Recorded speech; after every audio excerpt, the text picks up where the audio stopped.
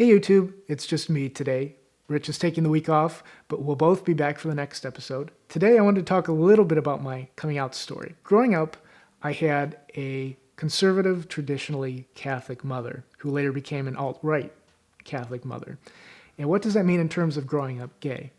Well, it means that she believed that being gay is inherently sinful if one acts on it. So gay people are meant to live a life of celibacy. She also believed that being gay is caused by some kind of deficiency, whether it's lack of a father figure or male role models in one's life, not enough sports, or perhaps being abused growing up. None of these were the case in my life. I had a dad who was present in my life. I was never into sports. I hated sports. And I was never abused growing up, so none of those things. And thirdly, she adopted the philosophy, love the sinner, hate the sin.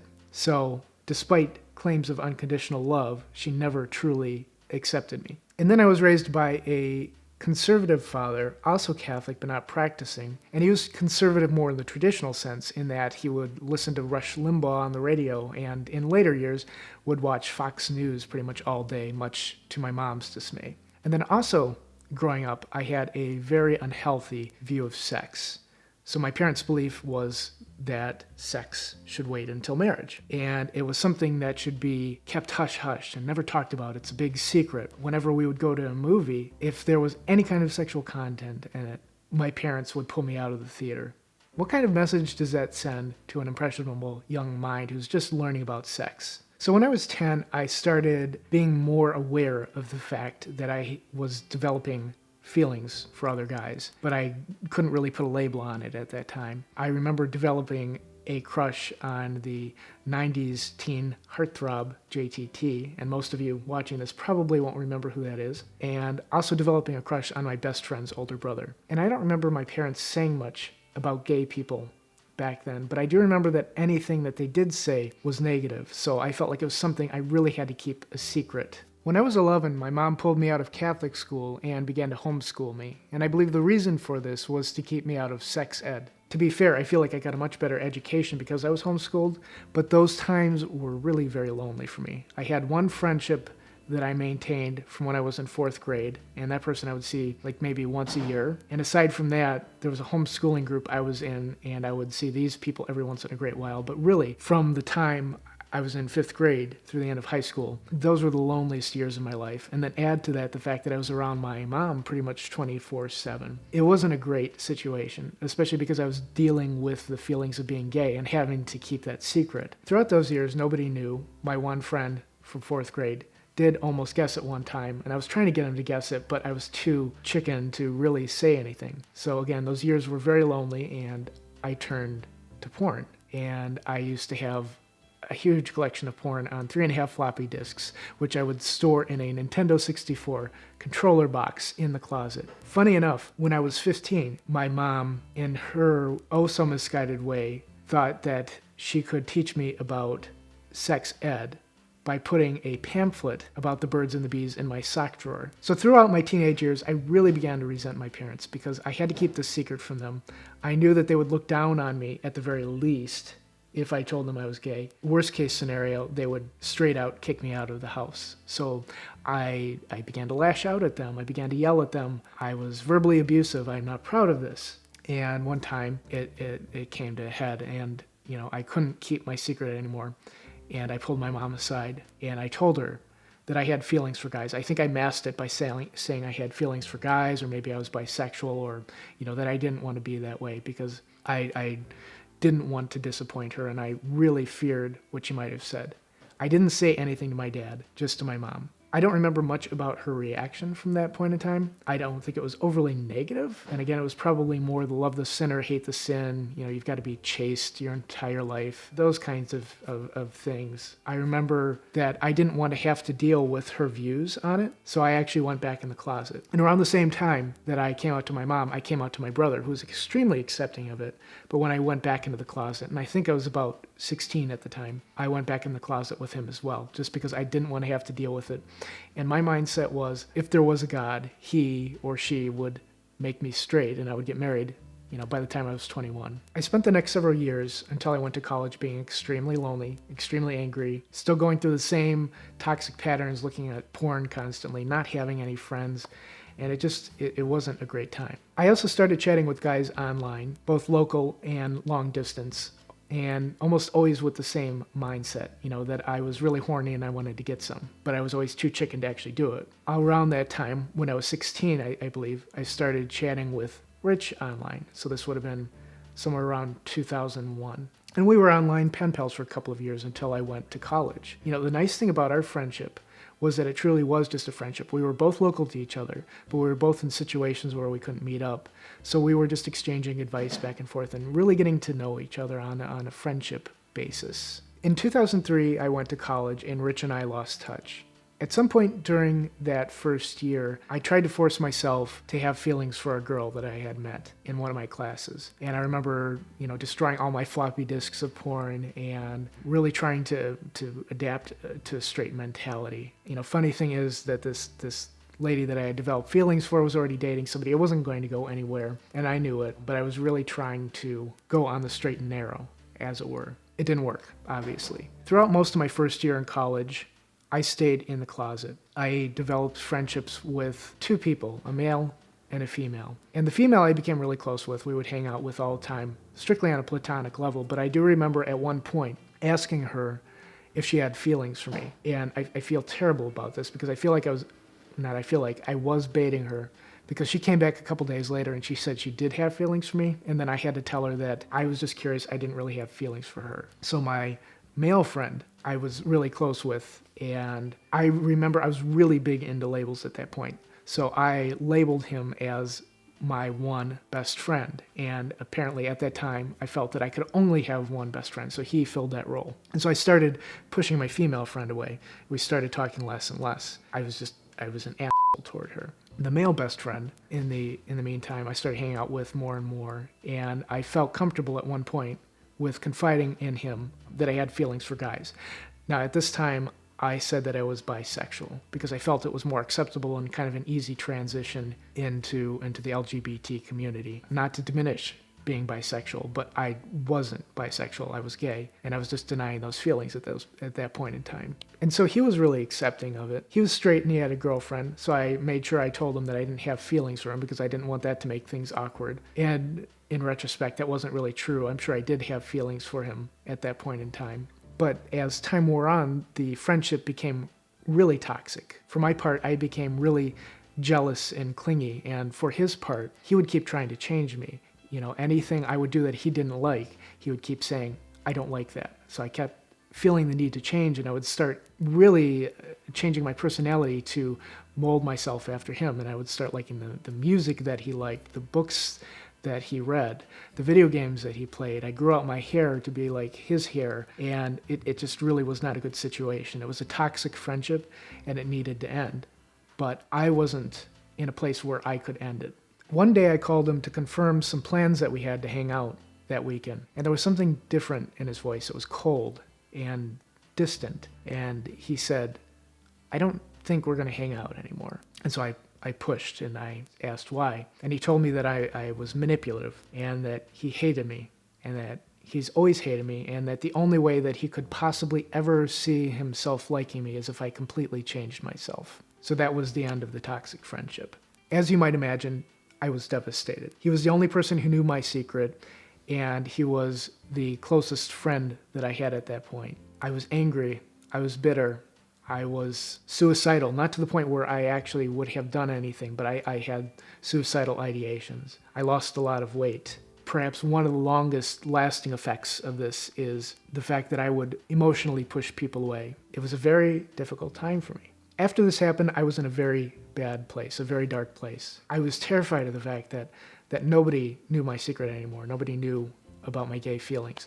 And so I did what was probably the worst possible thing at that point in time. And I went to my mom and I told her that I was still having feelings for guys. Again, I presented it the same exact way, and I probably said something like, I don't want to be this way, I'm having feelings for guys, I'm bisexual, something like that, something that was kind of a cop-out because I really did have those feelings. I didn't want to have to deal with my mom's unhappiness about the situation, I guess. I don't remember the specifics about what she said after that. I'm sure she said something along the lines of the fact that she loved me unconditionally, despite having the love the sin or hate the sin view, and that I needed to remain chaste. And don't quote me on this, but I believe my mom also said something to the effect of being able to understand why people like Ellen are gay because of their outward appearances or perhaps how they talk. And it just makes me remember growing up. My mom was deaf in one ear, and so frequently when I would talk, she would tell me, don't slur your S's, you're slurring your S's.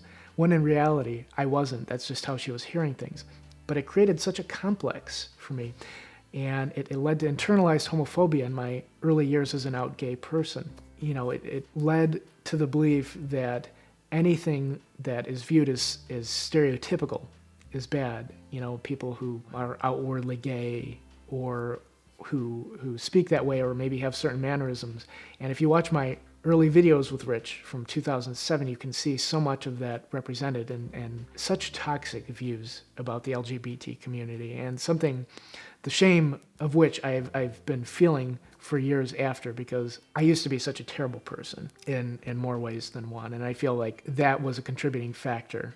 I remember that several months later, for my birthday, my mom bought me several Catholic-based books about homosexuality, and they were from the approach of, it was something that was intrinsically wrong and that it needed to be corrected.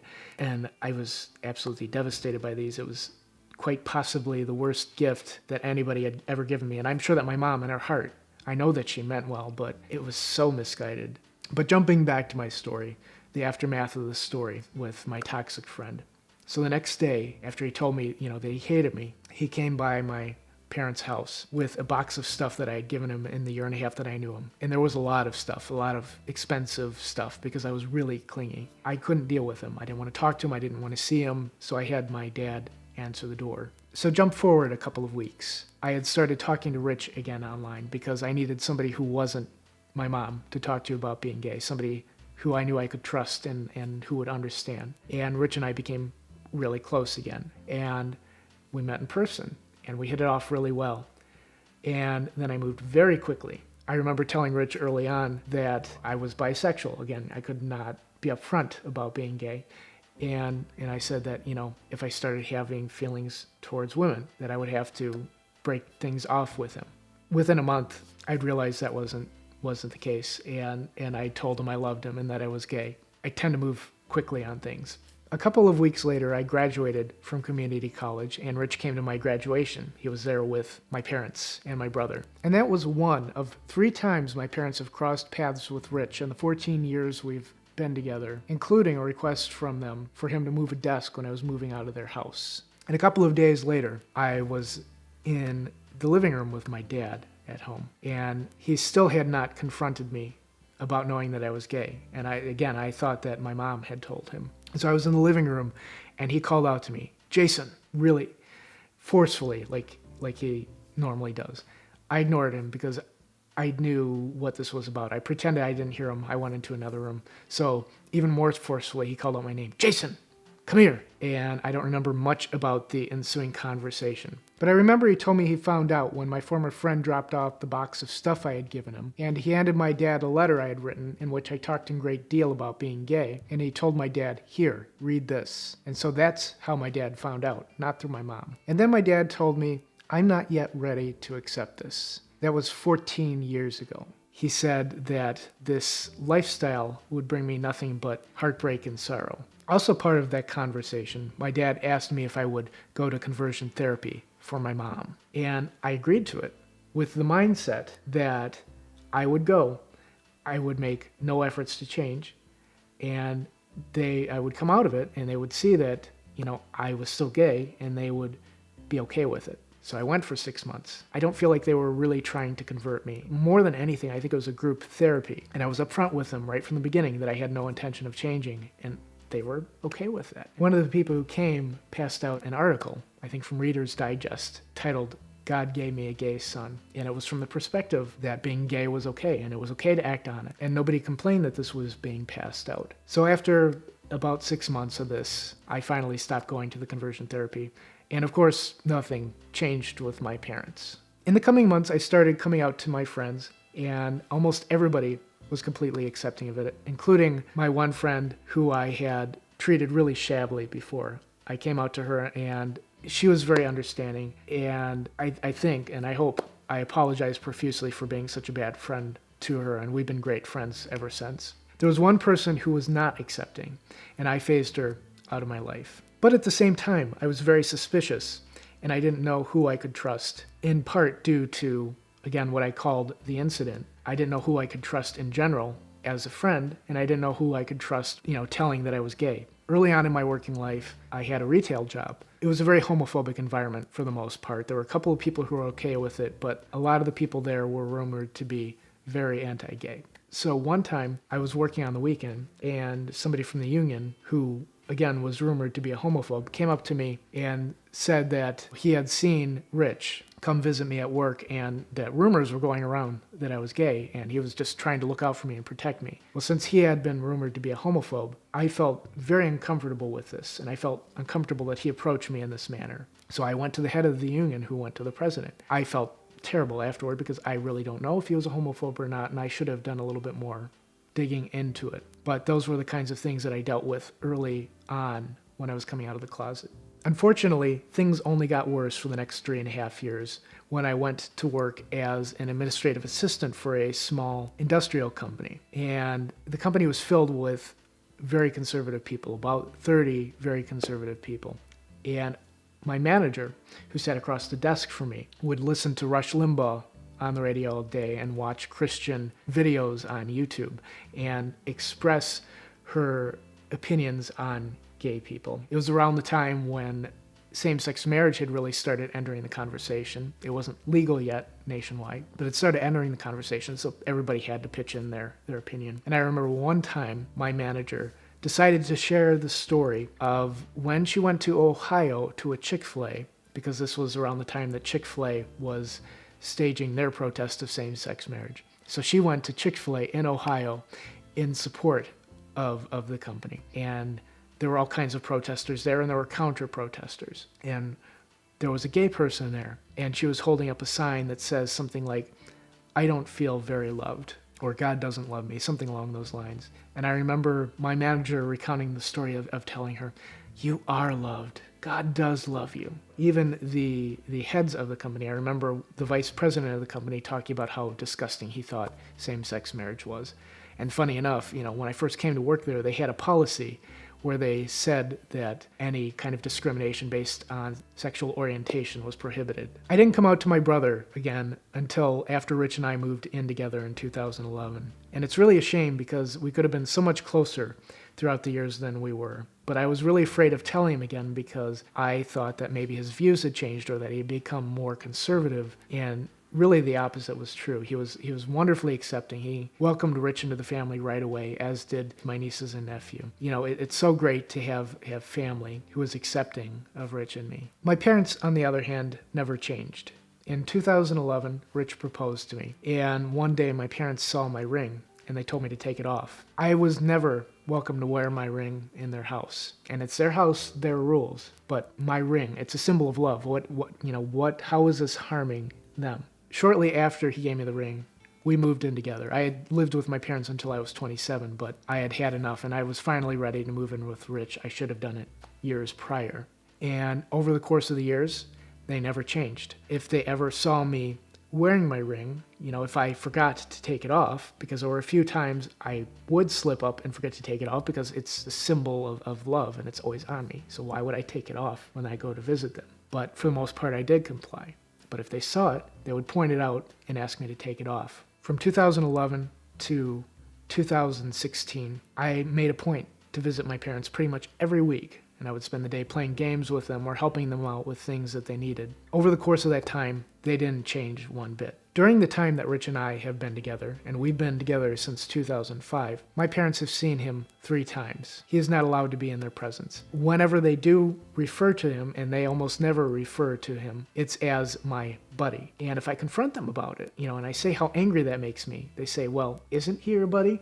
Basically, they ignore all of their Christian principles, and they write Rich out of existence. And, in the Christmas cards they send, they're always labeled directly to me. Rich is never included on them. If my brother was having a family get-together, my parents had told him that if Rich was invited, that they didn't want to be invited. And I remember one time I was out to breakfast with my mom, and she asked me, "Are you sure you want to subject your brother's kids to that lifestyle?" Quite possibly the most hurtful thing she had ever said to me. And at that time, I didn't have what it took to stand up to her. But in 2016, I finally had enough. After visiting them for 5 years and seeing no change, I finally gave my parents an ultimatum. And I said, if I can't, at the very least, wear my ring in your presence, then we can't continue seeing each other like this. We can talk on the phone, we can email or whatever, but we can't continue seeing each other like this. That was almost 2.5 years ago now, and I haven't seen them since. We exchanged cards, the occasional email, but that's the extent of it, because they just could not welcome a gay son into their family. They couldn't welcome Rich into the family. And really, it started out about the ring, but it was about Rich. If they can't, at the very least, treat him with human dignity and recognize his existence, that's just, it's terrible. In the meantime, around the same time, Rich's parents welcomed me into the family, and so, I have them as my in-laws, which has been great. Rich and I now surround ourselves with people who love us for us, our friends, our family, and, our friends are our family, because family doesn't have to be blood, and my brother and his kids, and there's just so many great people in our lives, and things have really turned around for us, and I am finally at a point in my life where I am comfortable being an out gay person, to the point where I don't feel like I need to explicitly come out to people, because, you hear this all the time, but straight people don't have to come out and say, "I'm straight," so why should I have to come out and say I'm gay? So instead, if I'm having a conversation with somebody and I'm talking about what's going on in my life, I'll say, "Well, my husband and I did such and such," and that's how I come out to them. I began therapy in 2017 to deal with my upbringing, my depression, and my internalized homophobia. And there's always room to grow, but I feel like I've come a long way. And I've come to realize that while, yes, I have done some really shitty things in my past, I am a good person now, and I'm trying. And I'm dealing with a lot of these feelings that I used to have of internalized homophobia and channeling it into being a better person. And I think most importantly, I realized that what happened with my parents was not my fault. So that's it. That's my coming out story to date. And if you are growing up in an oppressive environment, I hope you realize that you are not alone.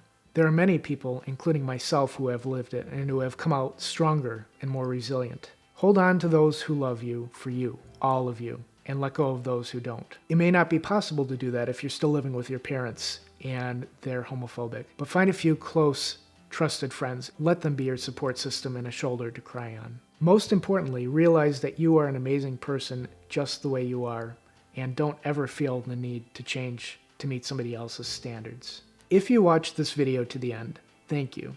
I realize my story is not the most uplifting, but I feel like it's important to share, because it shows that, even if you don't have the greatest experience growing up, even if you're not completely accepted, you can grow into a stronger person, a more independent person, somebody who's happy and accepted and live a perfectly happy life. If you haven't already done so, please subscribe to our channel. Rich and I really enjoy bringing you videos each week. And leave us a comment. We like to hear from you.